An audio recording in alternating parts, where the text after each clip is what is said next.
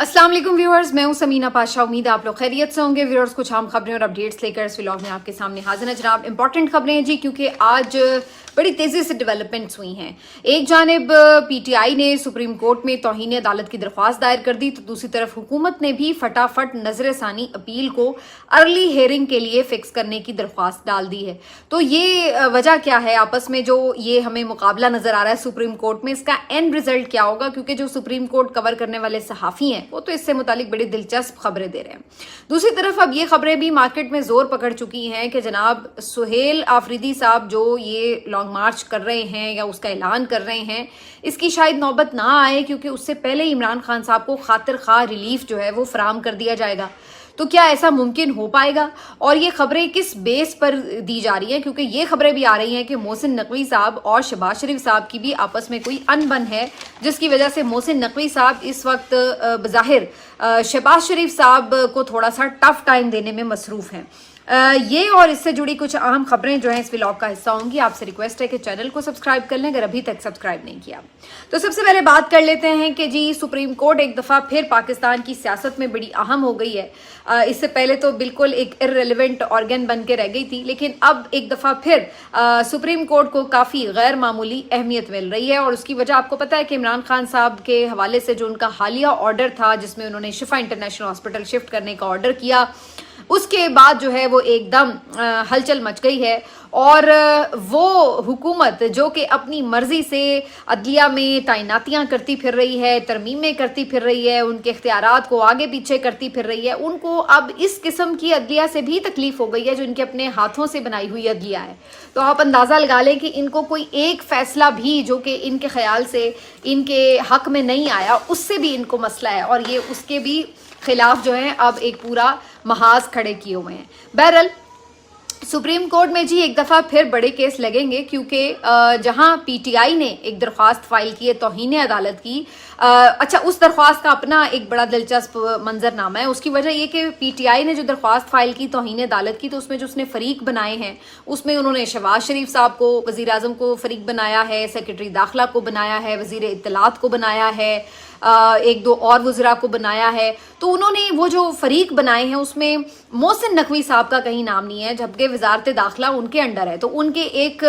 जो अंडर आने वाले ऑफिसर हैं सेक्रेटरी दाखिला, उनको तो उन्होंने फरीक बनाया है, लेकिन मोहसिन नकवी साहब को फरीक नहीं बनाया। इसके ऊपर जो है वो सबके कान खड़े हो गए कि आखिर ऐसी क्या बात है कि मोहसिन नकवी साहब के ऊपर इतनी रियायत की है पीटीआई ने, और उनको तौहीन अदालत का मुर्तकिब क्यों नहीं समझा। तो इसके ऊपर जो पीटीआई ने अपनी वजाहत दी है, और उज़ैर भंडारी साहब ने जो इसके ऊपर उनके बेटे ने जो वजाहत की है, तो उनका ये कहना है कि जी इसकी वजह यह है कि जो लोग फरीक बनाए गए हैं उसमें उन वज़रा को शामिल किया गया है जिन्होंने इस पूरे मामले के ऊपर बयानात दिए। जैसे कहता तारड़ साहब ने उसके ऊपर बाकायदा एक यानी ऑफिशियल स्टेटमेंट दिया, कुछ और वज़रा ने जो बयान दिए, तो उस वजह से उनको जो है वो हमने फरीक बनाया है। इसी तरह जो इंतजामी अफसरान हैं उनको हमने फरीक बनाया है, लेकिन मोहसिन नकवी साहब का चूंकि इसके ऊपर कोई स्टेटमेंट नहीं था, इसलिए उन्हें फरीक नहीं बनाया गया। इन्होंने जो ये पूरी पिटिशन तैयार की है उसके अंदर मुख्तलिफ सहाफ़ियों के ट्वीट्स वगैरह और जो मुख्तलिफ कवरेज हुई है चैनल्स के ऊपर, उसके स्क्रीन शॉट्स भी अटैच किए गए हैं। एक भारी भरकम किस्म की इन्होंने ये पूरी पिटिशन तैयार की है, और सलमान अकरम राजा साहब के बकौल उसकी वजह भी यही थी। जो बहुत से लोग ये कल बात कर रहे थे कि जी उसी दिन क्यों फाइलिंग की गई, तो उन्होंने कहा कि हम चाहते थे कि ये एक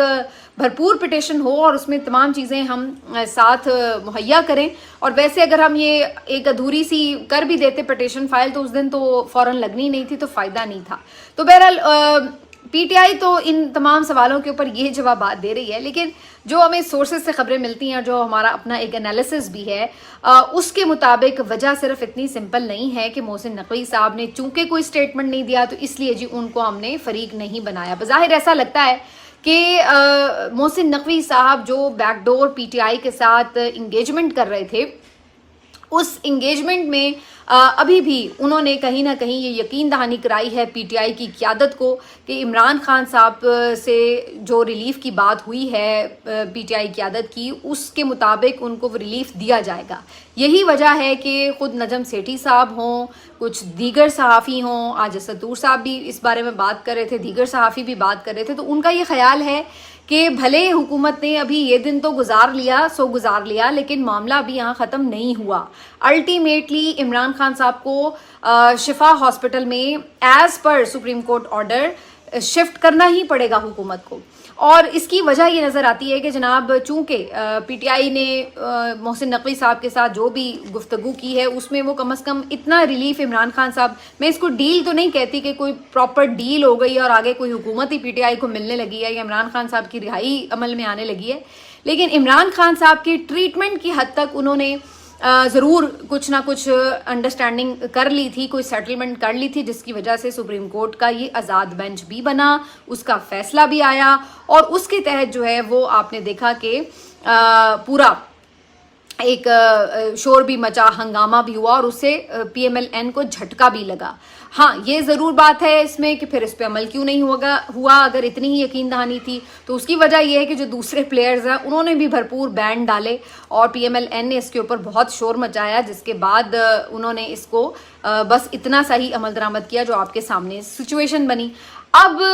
اس پورے تناظر میں خبریں یہ کہہ رہی ہیں کہ جی محسن نقوی صاحب نے دوبارہ سے پی ٹی آئی کو یہ یقین دہانی کرائی ہے کہ جو آپ سے کمٹمنٹ کی گئی اس کے مطابق عمران خان کو اتنا ریلیف ضرور ملے گا کہ وہ ہاسپٹل شفٹ ہوں اور ان کا ایک پراپر باقاعدہ چیک اپ ہو اور ان کی ایگزامینیشن ہو تسلی بخش طریقے سے. اب اس ساری کہانی میں جو ایک دوسرا اینگل ہے وہ یہ کہ کیا محسن نقوی صاحب اپنی اس آفر میں سنسیئر ہیں, کیا وہ پی ٹی آئی قیادت کو ایک دفعہ پھر بے وقوف تو نہیں بنا رہے, کیونکہ اس سے پہلے بھی جب انہوں نے کمٹمنٹس کی عمران خان صاحب کے حوالے سے تو اس وقت وہ کمٹمنٹس پوری نہیں ہوئی. آپ کو یاد ہوگا جب ایک دفعہ اسی طرح یہ آ رہے تھے ملنے کے لیے سہیل آفریدی صاحب اور علیمہ خان صاحبہ, تو بیرسٹر گوہر صاحب کے تھرو انہیں ایک میسج دیا گیا کہ جی آپ کی ملاقات ہو جائے گی تو آپ اس طرح سے باقاعدہ قافلہ لے کر نہ آئیں. تو ایک دو مرتبہ اس طرح کی انگیجمنٹ ہوئی ہے لیکن اس کے بعد ہم نے وہ پوری ہوتی نہیں دیکھی. تو اس کے بعد پھر اب محسن نقوی صاحب کو ٹرسٹ کرنا جو ہے وہ پی ٹی آئی کے لیے ذرا مشکل ہے, اور یہی وجہ ہے کہ سوشل میڈیا اس کے اوپر کرٹیسزم بھی کرتا ہے کہ جی پی ٹی آئی کی جو قیادت ہے وہ کیوں محسن نقوی صاحب کے ساتھ ارینجمنٹ کرتی ہے کسی طرح کا, جب انہیں پتہ ہے کہ محسن نقوی صاحب نے کیا کچھ نہیں کیا ایز نگران وزیر اعلیٰ پنجاب, کیا کچھ نہیں کیا انہوں نے وہاں پر جو سارا 9 مئی کا معاملہ ہوا, پھر 26 نومبر کا معاملہ ہوا. تو ایک شخص کا ایک ٹریک ریکارڈ آپ کے سامنے اور پھر بھی آپ اس کو ٹرسٹ کرتے ہیں اور آپ سمجھتے ہیں کہ وہ آپ کے لیڈر کے لیے کوئی بھی آپ کو ریلیف فراہم کرے گا. تو ان کا جو ایک ان کے اوپر کرٹیسزم ہے اس کی ایک اپنی ظاہر سالڈ وجہ ہے اور ریزن ہے. لیکن اس کے جو اگینسٹ لوگ بات کرتے ہیں ان کا یہ کہنا ہے کہ بھائی اگر محسن نقوی صاحب جو ہیں وہ کوئی اس طرح کی چیز فراہم کریں تو اس وقت تو سب سے بڑی پرائرٹی یہ کہ لیڈر کا علاج ہو, ان کی صحت مندی ضروری ہے. تو اگر وہ کسی بھی طرح راستہ ایسا نکلتا ہے جس کی وجہ سے انہیں شفٹ کیا جا سکے تو ہمیں اس وقت اس کی طرف جانا چاہیے, نہ کہ ہم یہ سوچیں کہ جناب ہم نے اس بندے سے مدد نہیں لینی تو ہم نے اس بندے سے مدد نہیں لینی. تو اگر اس طرح کی کوئی انگیجمنٹ کے بدلے میں پی ٹی آئی کو یا عمران خان صاحب کو کوئی تھوڑا بہت ریلیف مل رہا ہے تو ان کا یہ سمجھنا ہے جو اس فیور کے حامی ہیں کہ جی محسن نقوی صاحب سے کنٹینیو رکھی جائے بات چیت, تو وہ ان کا یہ خیال ہے. لیکن ایک بات ضرور ہے کہ اب جو یہ سارا ڈرامہ ہوا ہے اس کے بعد پی ٹی آئی کے اندر بھی یہ بات زور پکڑی ہے کہ جناب ہمیں الٹیمیٹلی اس کو دیکھنا ہوگا کہ یہ ہم اسی طرح ان کے ہاتھوں بے وقوف بنتے رہیں گے یا یہ صرف ٹائم گین کر رہے ہیں, اور ہمارا جو مقصد ہے پھر ہم اسی طرح سے اپنے یعنی جو احتجاجی پالیسی ہے پھر اسی کو ہم آگے بڑھاتے ہیں. تو یہ اب اس میں ایک ہمیں اگین نظر تو آ رہی ہے ڈویژن بھی اور ایک غم و غصہ بھی اور تنقید بھی. اسی وجہ سے پی ٹی آئی کی جو قیادت ہے وہ اب ایک دفعہ پھر بہت زیادہ تنقید کی زد میں آئی ہوئی ہے. دوسری طرف اب جو آگے سپریم کورٹ میں یہ معاملہ جائے گا تو اس میں فردر اس چیز کو ہمیں پتہ چل جائے گا کہ سپریم کورٹ اگر تو اس توہین عدالت کے معاملے کے اوپر دوبارہ سے اسی طرح کا کوئی واضح حکم نامہ دیتی ہے, جلدی دیتی ہے اور اس میں حکومت کو وارننگ بھی دے دیتی ہے کہ جی اگر آپ نے یہ نہیں کیا تو آپ کے خلاف ہم توہین عدالت کی کارروائی کریں گے, تو اس صورت میں یہ بات واضح ہو جائے گی کہ جو پی ٹی آئی سمجھتی ہے, پی ٹی آئی کا اب یہ موقف ہے کہ جناب ادھر اسٹیبلشمنٹ یا محسن نقوی طرف سے کوئی پرابلم نہیں تھا, یہ اب نون لیگ نے سارا پرابلم کریٹ کیا ہے اور ان کو شفٹ نہیں ہونے دیا. تو اس وقت اگر پی ٹی آئی یہ سمجھتی ہے تو یہ بات اگلی ہیئرنگ میں واضح ہو جائے گی. دوسری طرف پی ایم ایل این نے بھی اپنے پتے اس طرح سے کھیلے ہیں, انہوں نے بھی ارلی ہیئرنگ کے لیے ریویو پٹیشن کے اوپر درخواست کر دی ہے. انہوں نے اس لیے ایسا کیا, بظاہر یہ نظر آتا ہے کہ وہ یہ سمجھتے ہیں کہ جناب اس سے پہلے کہ توہین عدالت کی کارروائی ہو, دوبارہ یہی آرڈر آئے کہ جی اس کو امپلیمنٹ کرو, اس سے پہلے ہم نظر ثانی میں جائیں اور جو پرانا آرڈر تھا اس کو ہی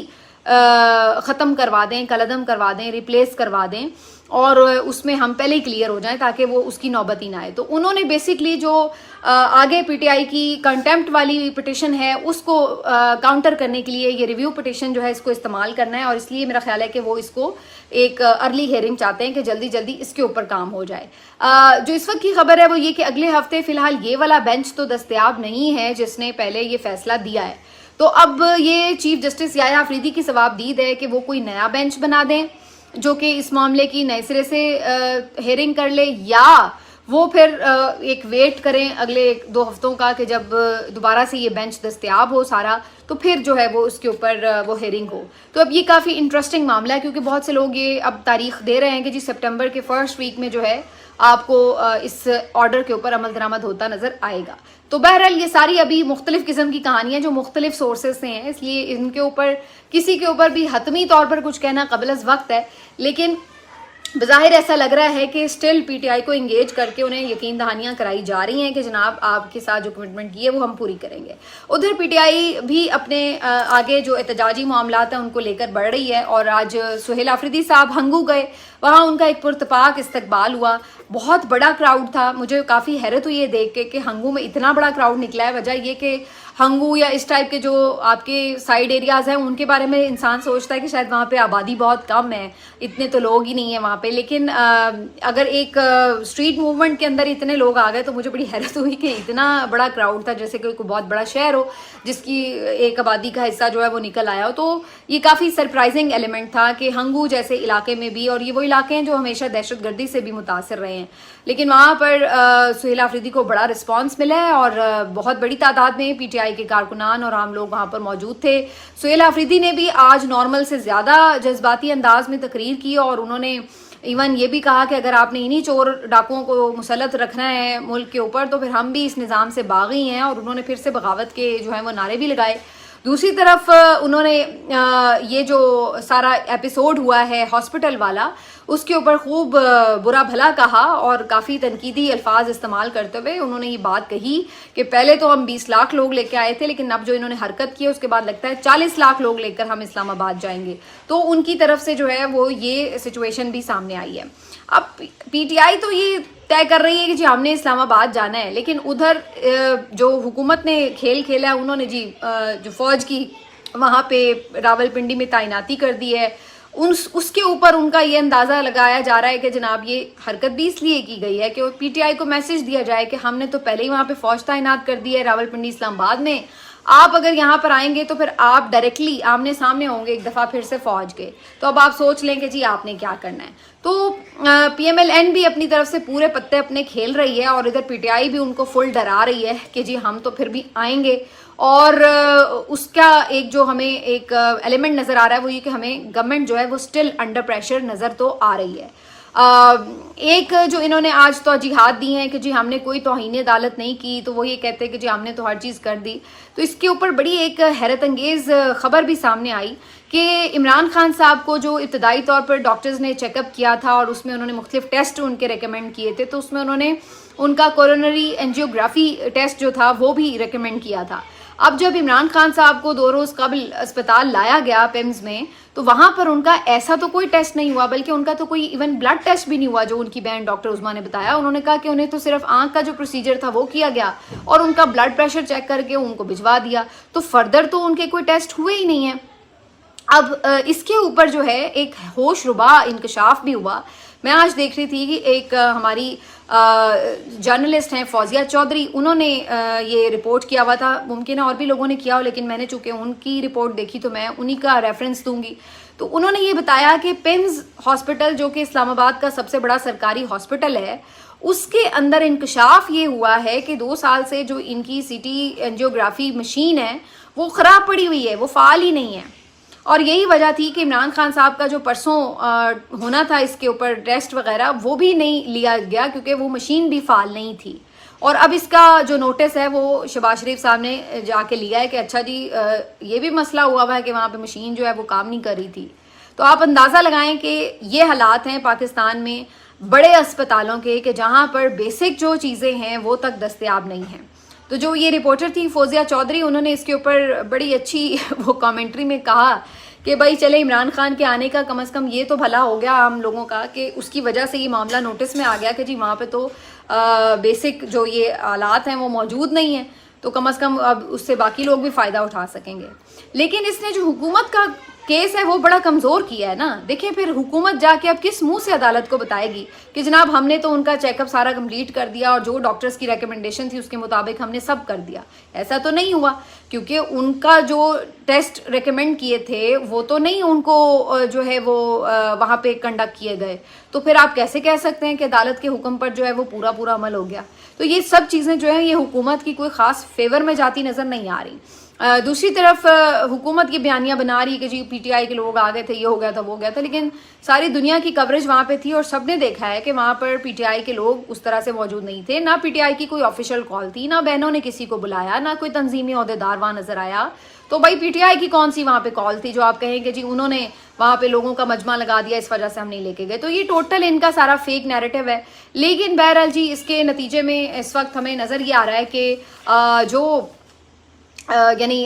توہین عدالت کی کارروائی ہے وہ کافی دلچسپ ضرور ہو سکتی ہے. اگر فیصلہ کو نہ بھی ہوئی پہلے مرحلے میں تو کم از کم دلچسپ ضرور ہو سکتی ہے. ملتے ہیں آپ سے اگلے ویلاگ میں. اپنا خیال رکھیے. اللہ حافظ.